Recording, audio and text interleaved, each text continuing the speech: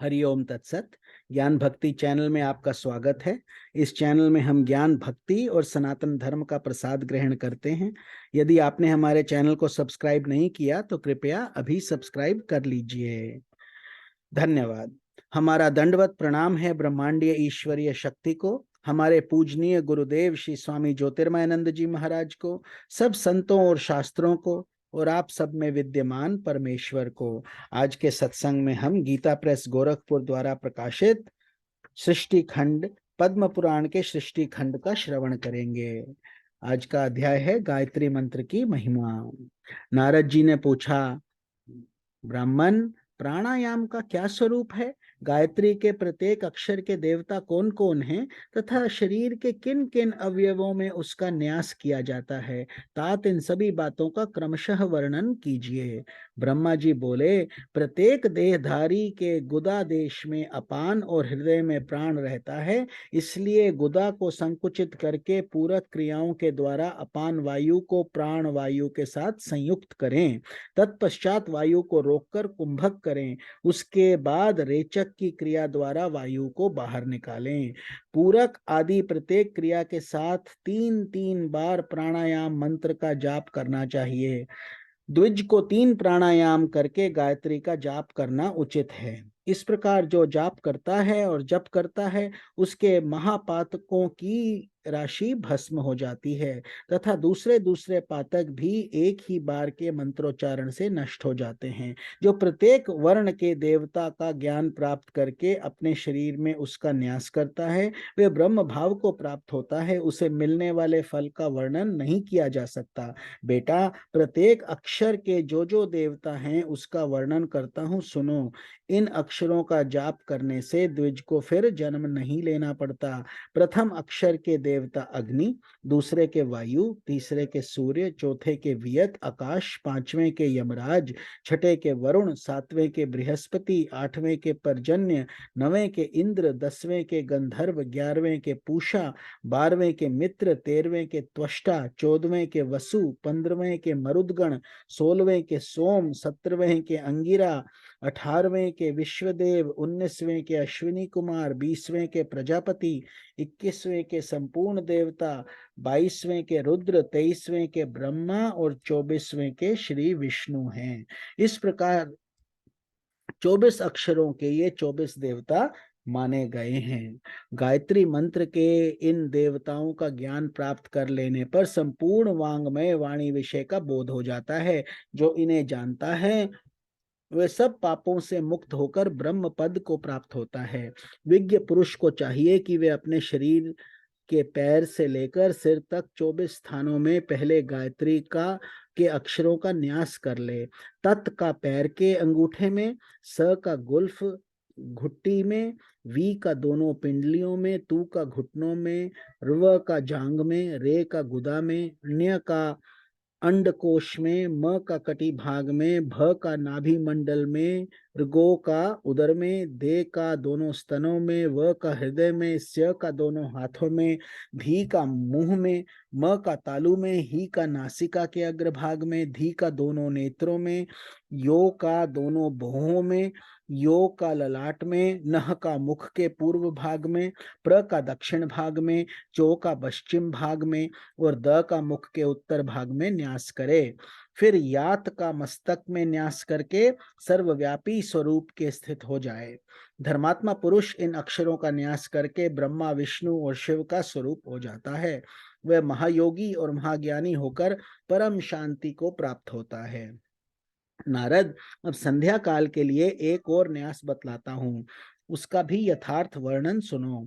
ओम भूहु इसका हृदय में न्यास करें, ओम भुवः का सिर में न्यास करें और ओम स्वः का शिखा में, ओम तत्सवितुर्वरेण्यम का समस्त शरीर में, ओम भर्गो देवस्य धीमहि इसका नेत्रों में तथा धियो यो नः प्रचोदयात का दोनों हाथों में न्यास करें। तत्पश्चात ओम आपो ज्योतिरसोमृतम ब्रह्म भूर्भुवः स्वरोम का उच्चारण करके जल स्पर्श मात्र करने से द्विज पापों से शुद्ध होकर श्री हरि को प्राप्त होता है। इस प्रकार व्याहृति और बाहरा ओंकारों से युक्त गायत्री का संध्या के समय कुंभक क्रिया के साथ 3 बार जप करके सूर्योपस्थान काल में जो 24 अक्षरों की गायत्री का जप करता है वह महाविद्या का अधीश्वर होता है और ब्रह्म पद को प्राप्त करता है। व्याहृतियों सहित इस गायत्री का पुनः न्यास करना चाहिए। ऐसा करने से द्विज सब पापों से मुक्त होकर श्री विष्णु के सायुज्य को प्राप्त होता है। न्यास विधि ये है, ओम भूः पादाभ्याम का उच्चारण करके दोनों चरणों को स्पर्श करें।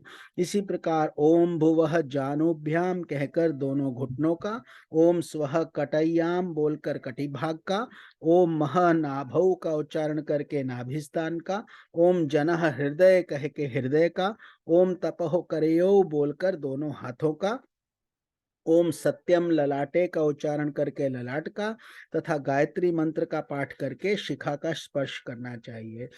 सब बीजों से युक्त इस गायत्री को जो जानता है वे मानो चारों वेदों का, योग का तथा तीनों प्रकार के वाचिक, उपांशु और मानसिक जप का ज्ञान रखता है। जो इस गायत्री को नहीं जानता वह शूद्र से भी अधम माना गया है। उस अपवित्र ब्राह्मण को पितरों के निमित्त किए हुए पार्वण श्राद्ध का दान नहीं देना चाहिए। उसे कोई भी तीर्थ स्नान का फल नहीं देता। उसका किया हुआ समस्त शुभ कर्म निष्फल हो जाता है। उसकी विद्या, धन संपत्ति, उत्तम जन्म, द्विजत्व तथा जिस पुण्य के कारण उसे ये सब कुछ मिला है वह भी व्यर्थ होता है। ठीक उसी तरह जैसे कोई पवित्र पुष्प किसी गंदे स्थान में पड़ जाने पर काम में लाने योग्य नहीं रह जाता। मैंने पूर्व काल में चारों वेदों और गायत्री की तुलना की थी। उसी समय चारों वेदों की अपेक्षा गायत्री ही गुरुतर सिद्ध हुई, क्योंकि गायत्री मोक्ष देने वाली मानी गई है। गायत्री 10 बार जपने से वर्तमान जन्म के, 100 बार जपने से पिछले जन्म के तथा 1000 बार जपने से तीनों युगों के पाप नष्ट कर देती है।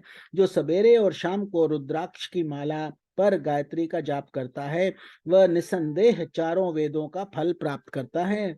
जो द्विज 1 वर्ष तक तीनों समय गायत्री का जप करता है उसके करोड़ों जन्मों का उपार्जित पाप नष्ट हो जाता है।